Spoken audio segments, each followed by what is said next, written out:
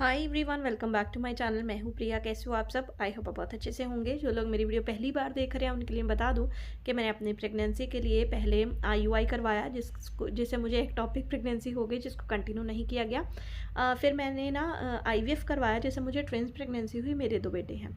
जो भी एक्सपीरियंस है इस पूरे ट्रीटमेंट का, वो मैं वीडियो के थ्रू यहाँ पे आपके साथ शेयर करती रहती हूँ। तो आज की वीडियो होने वाली है सिम्टम्स के ऊपर। मुझे बहुत बार ये मैसेज आता है, तो आज मैं आपको बताने वाली हूँ। देखिए, जब आपका IVF के बाद एम्ब्रियो ट्रांसफ़र होता है तो ज़रूरी एम्ब्रियो ट्रांसफ़र छोड़ो, प्रेगनेंसी के बाद ही ज़रूरी नहीं होता है कि सबको ही सिम्टम्स आएँ।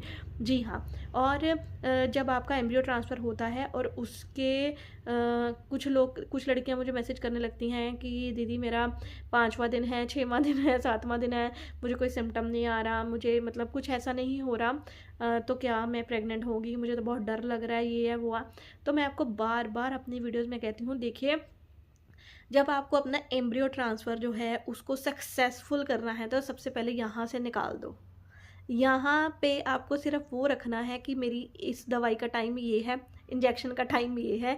यहाँ पे आपको सिर्फ एक ही चीज़ बिठानी है, दवाइयाँ और इंजेक्शन।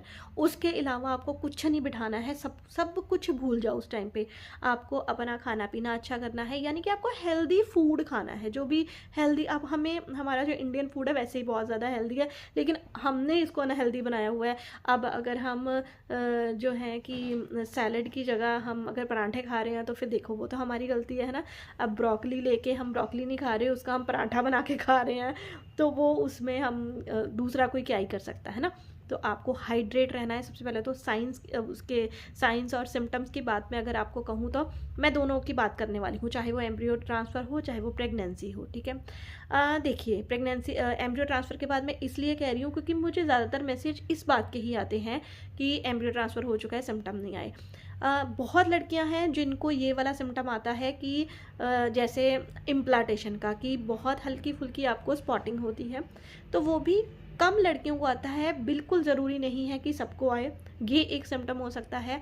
और लास्ट में जब आपका टेस्ट ही होने वाला है, यानी कि आपका 13वां या 14वां दिन है, तब आपको ऐसा फील हो सकता है कि आपकी ब्रेस्ट में थोड़ा हैवीनेस है। वो भी किसी किसी की हो सकता है, हर एक की बॉडी अलग है। हम अगर 2 ट्विन्स हैं ना, जैसे मेरे दोनों बच्चे ट्विन्स हैं, तो उनकी बॉडी भी बिल्कुल अलग है। एक को बुखार होगा तो दूसरे को बुखार नहीं होगा, है ना।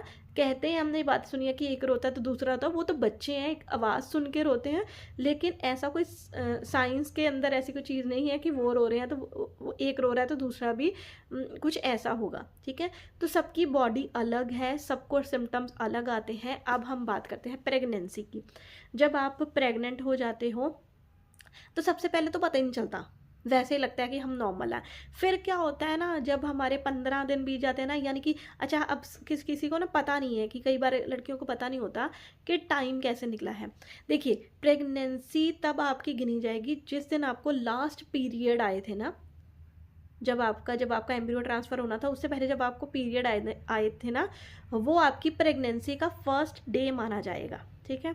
उसके बाद आपको जिस दिन आपका एम्ब्रियो ट्रांसफ़र हुआ, काउंट कर लो कितने दिन हुए, ठीक है।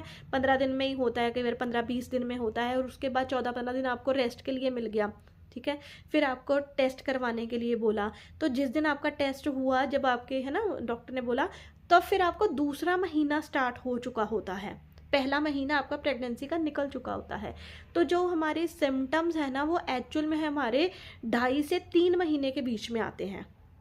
तब आपको थोड़ा असली फील होना शुरू होता है, जब आपके 2.5 महीना निकल चुका होता है, जब आपका तीसरा महीना आपको स्टार्ट लगने वाला होता है ना, शुरू होने वाला होता है, तब आपको जाके सिम्टम्स आते हैं। और उसमें क्या क्या आता है, मुझे बहुत हाई सिम्टम जो आया था, मुझे सांस फूलने का आया था।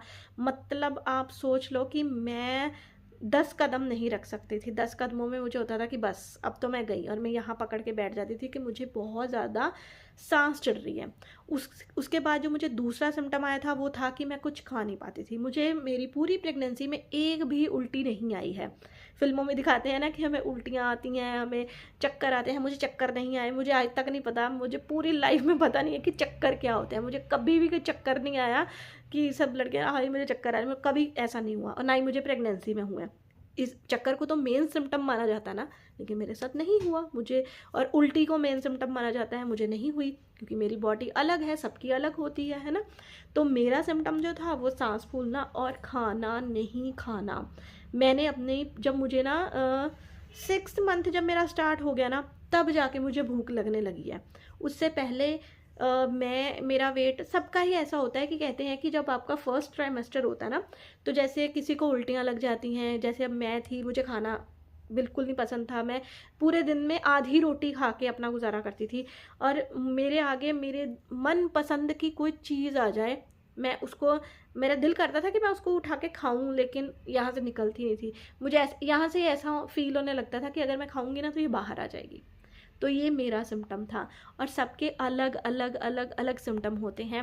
और एम्ब्रियो ट्रांसफ़र के बाद भी मुझे स्पॉटिंग हुई थी, और जब मेरी प्रेगनेंसी कंफर्म हो गई थी उसके बाद भी मुझे स्पॉटिंग हुई थी।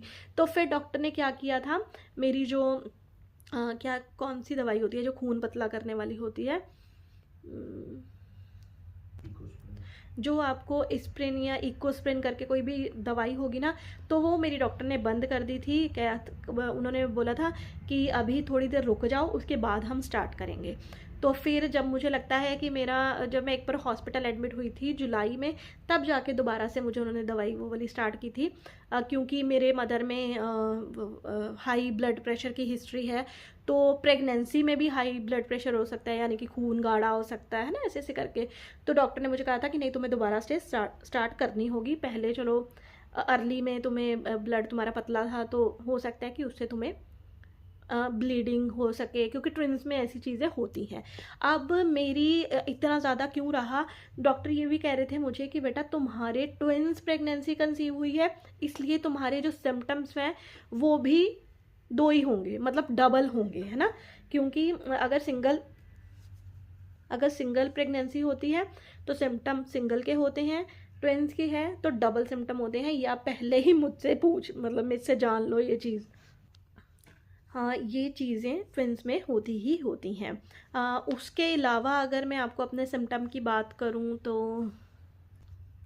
देखिए, अर्ली प्रेगनेंसी में अगर आपको जो सिम्टम आता है वो आपको बार बार यूरिन का आता है, कि आपको लगेगा कि चाहे जाके आपको इतना मतलब सुसु नहीं आए, लेकिन आपको लगेगा कि मैं बस चली जाऊँ, इतना मुझे प्रेशर बन रहा है। और वो भी ये नहीं हो सकता कि सब लड़कियों को आए, सबके अलग अलग होते हैं। तो मैं आज आपको अपने सिम्टम्स के बारे में बता रही हूँ कि मुझे क्या आए थे। और मैं आपको बार बार अपनी वीडियो में मुझे लगता है कि 3 मिनट के बाद, 2 मिनट के बाद मैं आपको यही कह रही हूँ कि ज़रूरी नहीं है कि सबको आए ही आए, ठीक है। तो प्रेगनेंसी जो होती है वो एक एंजॉय करने वाली चीज़ होती है। मैं मानती हूँ कुछ लड़कियों को बहुत ज़्यादा ऐसा हो जाता है कि बेचारी उठ भी नहीं पाती हैं, उनको 3-3 महीने तक उल्टियाँ ही लगी रहती हैं। तो वो भी बेचारी, अब इतना तो हमें ना सहन करना ही पड़ता है। तो ये सारी चीज़ें थी जो मेरे साथ हुई। हो सकता है आपके साथ हो सकता है ना भी हो, इसलिए आपको चिंता नहीं करनी है। और एम्ब्रियो ट्रांसफ़र के बाद आपको इतना पैनिक नहीं होना है कि मुझे सिम्टम नहीं आ रहे तो इसका मतलब मैं प्रेग्नेंट नहीं होंगी, ठीक है। तो अगर आप मेरी वीडियो देखते हो तो आपको ये चीज़ें तो पता ही होनी चाहिए और आगे बताना भी चाहिए। तो चलिए, आई होप आप मेरी वीडियो से आपको हेल्प मिली है तो प्लीज़ इस वीडियो को लाइक ज़रूर करना, शेयर ज़रूर करना। मिलती हूँ आपको अपनी अगली वीडियो के साथ, तब तक के लिए अपना ध्यान रखिए एंड बाय बाय।